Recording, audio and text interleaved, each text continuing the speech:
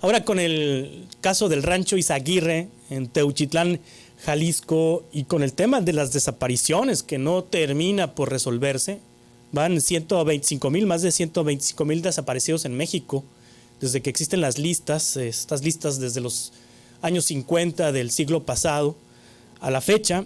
De esos 125,000, 60,000, más de 60,000 son de 2019 a la fecha, y ahora con este asunto del rancho de Jalisco, vuelve el tema de si estas desapariciones se pueden encuadrar en crímenes de lesa humanidad. De hecho, ayer a la presidenta Claudia Sheinbaum se le preguntó si consideraba que lo de Izaguirre, el rancho de Jalisco, pudiera encuadrarse como un crimen de lesa humanidad, o las desapariciones en general en nuestro país, si se pueden encuadrar como crímenes de lesa humanidad.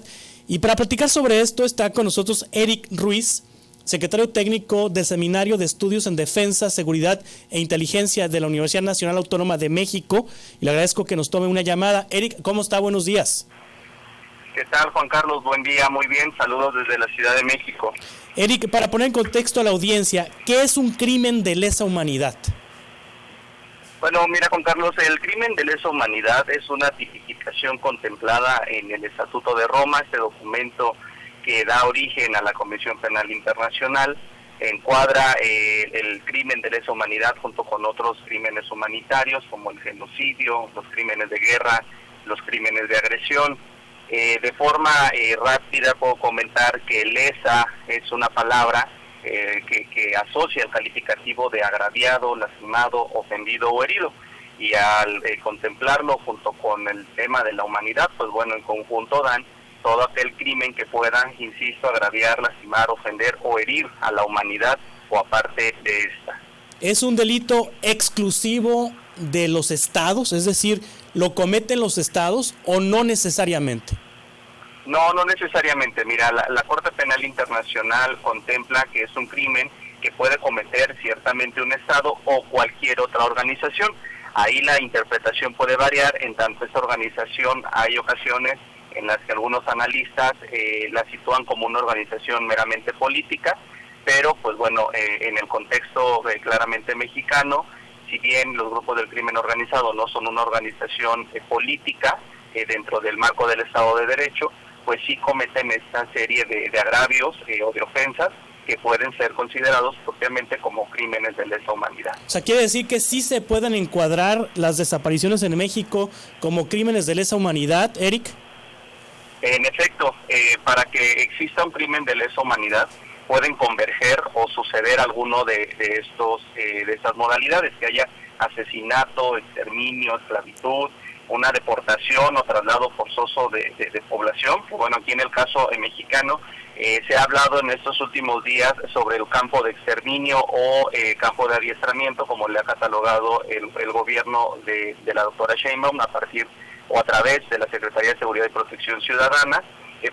Hay quienes sí creemos que esto puede ser considerado un campo de exterminio. En el caso de la deportación o traslado forzoso, en México propiamente no hay una deportación o un traslado, pero sí vemos cifras alarmantes de desplazamiento interno forzada a partir de los delitos o de los crímenes cometidos por estos grupos delincuenciales. Sí. Además pueden tomarse en cuenta la encarcelación o privación grave de la libertad, que también existe, la tortura, violación y otros tipos de violencia sexual que también son modus operandi de los grupos del crimen organizado, la persecución de un grupo por razones políticas, étnicas o raciales, que en este caso no hay alguna motivación que así lo exprese para el caso mexicano, y finalmente, justo como lo mencionas, desaparición forzada de personas, crímenes de apartheid y algunos otros actos inhumanos que, insisto, causen algún sufrimiento intencional.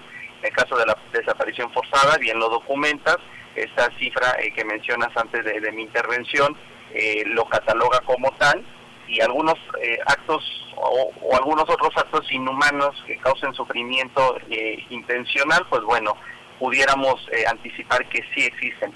Al tener convergencia uno o más de uno de estos actos, pues sí pudiéramos estar encuadrando todo este hecho o toda esta situación que data desde hace al menos ya casi 20 años, si no es que más, pues sí pudiéramos estar contemplando esta modalidad de crimen pues intencional, como son los crímenes de lesa humanidad. Sí, si bien estos delitos son cometidos por organizaciones armadas que ejercen control sobre pues territorios amplios de nuestro país, estamos hablando de las organizaciones criminales, de las organizaciones de narcotráfico, también convergería aquí Eric Ruiz, secretario técnico del Seminario de Estudios en Defensa, Seguridad e Inteligencia de la UNAM, la parte de omisión del Estado, porque el tema de las desapariciones en nuestro país ha demostrado que las fiscalías estatales son incompetentes, han sido incompetentes para solucionar este problema de las desapariciones,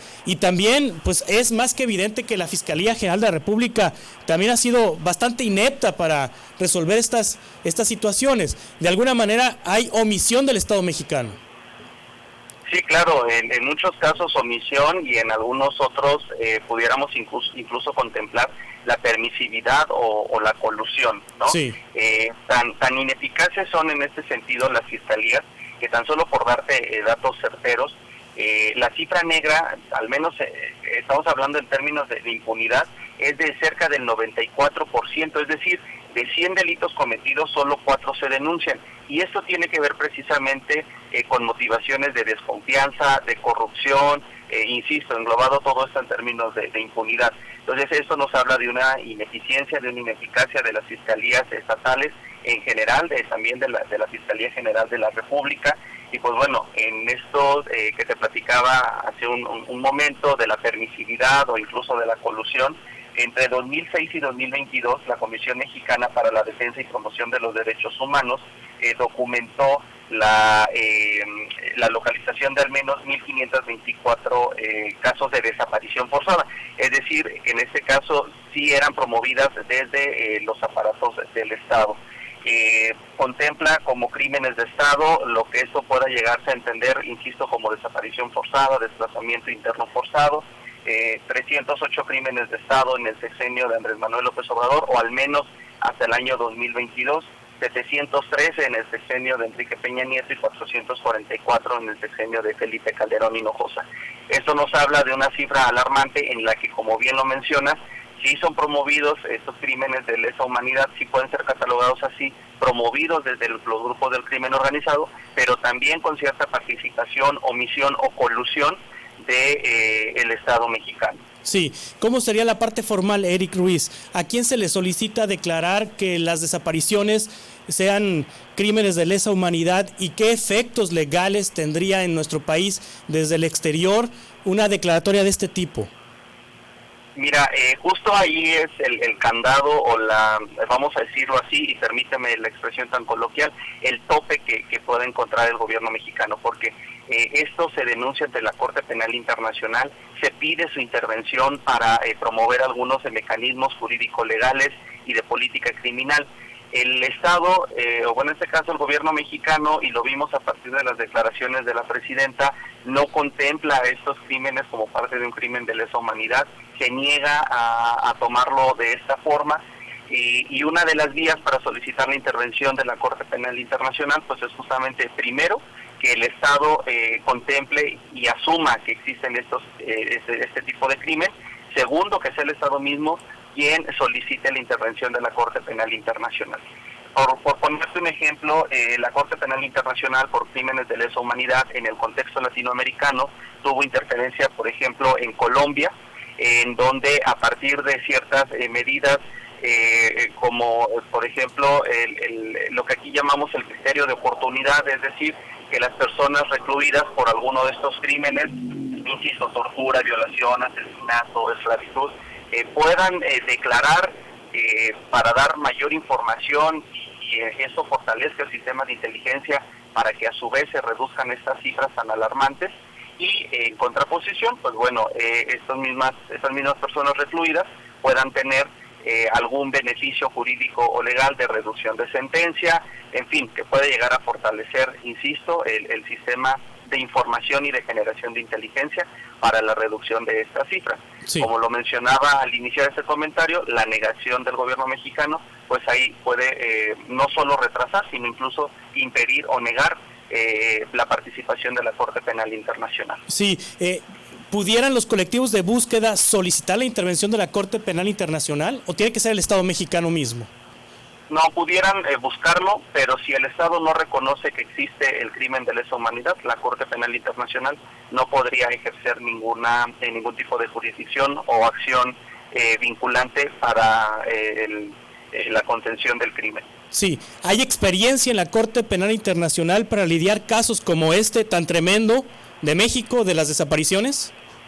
El que te nombraba hace un momento, en el caso de Colombia, y en el caso de Venezuela, igualmente por desplazamientos internos forzados y por desaparición forzada. Sí. Son los dos casos latinoamericanos, pero tenemos otros más de trascendencia internacional. Al menos... Producto del crimen organizado, que yo tenga documentado únicamente estos dos en el contexto latinoamericano. Al menos una aceptación de la Fiscalía General de la República de decir, pues no tenemos experiencia, necesitamos capacitación, necesitamos que nos asesoren, cuando menos alguna asesoría de la Corte Penal Internacional se pudiera pedir. Se pudiera pedir, yo lo veo realmente imposible, en tanto que el mismo gobierno, la misma Fiscalía incluso se ha negado a crear una comisión especializada, una comisión independiente para el fortalecimiento de la búsqueda de personas. Sí. Difícil entonces que se reconozca que hay delitos de lesa humanidad. La experiencia ha demostrado que esto ocurre mucho tiempo después de los eventos, es decir, no en el momento en que están pasando, sino que puede ser décadas después. Así es, el crimen de lesa humanidad no prescribe.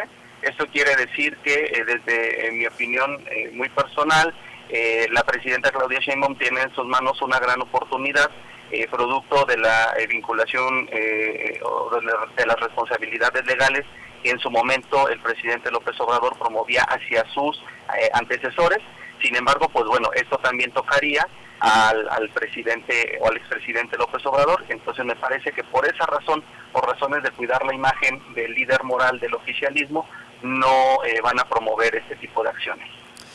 Es decir, ¿tendría responsabilidad López Obrador ante una eventual investigación de la Corte Penal Internacional por el hecho de haberse titular del Poder Ejecutivo? Pero pues difícilmente va a pasar. Así es, tienen toda la razón.